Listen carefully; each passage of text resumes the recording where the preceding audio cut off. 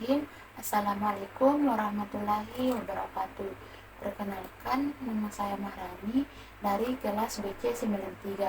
Dan pada kesempatan kali ini, saya akan menjelaskan atau merangkum materi pada mata kuliah pengembangan konsep bahasa Indonesia di SD. Pada mata kuliah ini yang pertama dipelajari yaitu mengenai keterampilan berbahasa. Keterampilan berbahasa terdiri dari 4, yaitu keterampilan menyimak, berbicara, membaca, dan juga menulis. Kita melangkah ke hubungan antara keempat aspek keterampilan berbahasa ini. Yang pertama, hubungan antara menyimak dan juga berbicara. Hubungan antara menyimak dan berbicara yaitu tidak ada yang perlu disimak jika tidak ada yang berbicara. Kedua, hubungan antara menyimak dengan membaca. Menyimak dan membaca merupakan keterampilan yang sama-sama bersifat reseptif atau menerima informasi. Dengan membaca dan juga menyimak, kita akan mendapat informasi dari orang lain. Yang ketiga yaitu hubungan antara menyimak dan juga menulis. Menyimak adalah keterampilan yang bersifat reseptif atau memperoleh informasi, sedangkan keterampilan menulis bersifat produktif atau memberikan informasi. Meskipun berbeda, keduanya memiliki hubungan yang sangat erat, di mana ketika kita menyimak sesuatu dengan baik, kita dapat menuangkannya dalam bentuk tulisan. Dan yang keempat, yaitu hubungan antara membaca dengan menulis. Membaca dengan menulis memiliki hubungan yang erat, di mana semakin banyak kita membaca referensi, maka dapat dipastikan bahwa tulisan yang kita hasilkan dapat bernilai dengan baik atau dapat dinilai dengan sempurna. Selanjutnya yaitu hakikat menyimak. Ketika kita mendengarkan sesuatu, tidak bisa semerta-merta dikatakan bahwa kita sedang menyimak, karena ada yang namanya mendengarkan, lalu menyimak. Lalu apa sebenarnya itu menyimak? Menyimak yaitu sebuah proses yang dilakukan oleh seseorang yang di dalamnya mengandung kegiatan seperti mendengarkan, mengidentifikasi, menginterpretasi, menilai, dan juga mereaksi atas informasi yang disampaikan oleh orang ini. Yang kedua, hakikat keterampilan berbicara. Pada hakikatnya, berbicara merupakan kegiatan berkomunikasi, karena di dalamnya terjadi pertukaran informasi dari satu sumber ke sumber yang lain. Kegiatan komunikasi dilakukan dengan cara pemindahan komunikasi dari komunikator kepada komunikan atau penerima informasi. Selanjutnya yaitu hakikat keterampilan membaca. Membaca merupakan pengucapan sebuah tulisan demi mendapatkan informasi yang terkandung di dalamnya. Untuk membaca sendiri terbagi menjadi 2 jenis, yakni membaca permulaan atau teknik dan juga membaca pemahaman. Membaca teknik berarti merupakan bagian paling awal di mana kita baru mengajarkan kepada peserta didik bagaimana cara membaca yang baik atau mengenalkan huruf kepada anak-anak didik.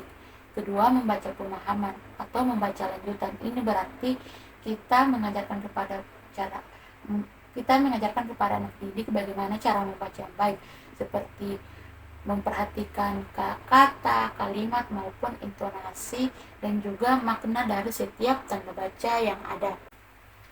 Keterampilan yang keempat yaitu keterampilan menulis. Pada hakikatnya, menulis yaitu proses pemindahan bahasa ke dalam wujud tulisan dengan memperhatikan lambang-lambang grafem. Ada 5 jenis tulisan, yaitu tulisan eksposisi, tulisan deskripsi, tulisan narasi, tulisan argumentasi, dan juga tulisan persuasif. Namun perlu diperhatikan dalam menulis ada beberapa aspek yang perlu dipahami seperti penggunaan kata, kalimat, tanda baca, dan juga pemilihan diksi yang tepat. Selanjutnya, sastra. Pada mata kuliah ini, kita membahas mengenai prosa, puisi, prosa, dan juga drama. Yang pertama, puisi. Puisi adalah pengungkapan perasaan seseorang atau seorang penyair melalui kata-kata yang indah yang bersifat imajinasi.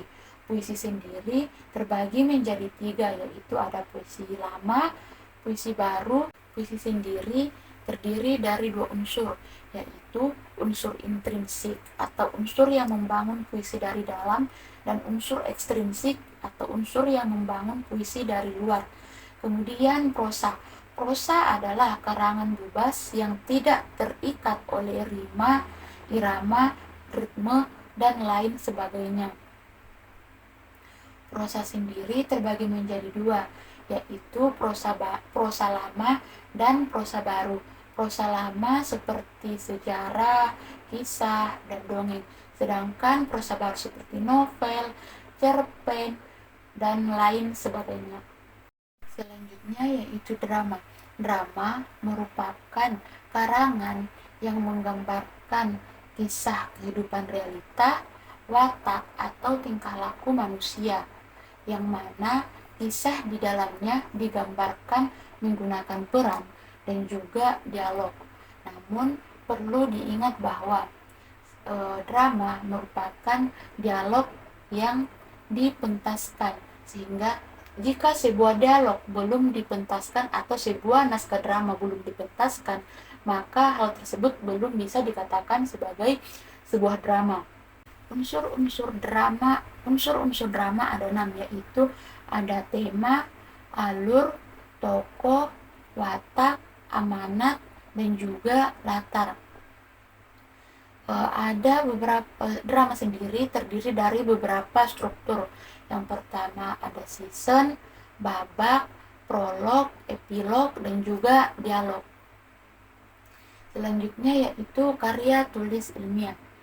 Karya tulis ilmiah merupakan sebuah tulisan yang sangat memperhatikan kaidah kebahasaan, di mana dalam penyusunannya harus memperhatikan secara benar pemilihan diksi, kalimat, hubungan antar kalimat, penggunaan konjungsi, dan juga harus memperhatikan keterkaitan antara paragraf satu dengan paragraf yang lain.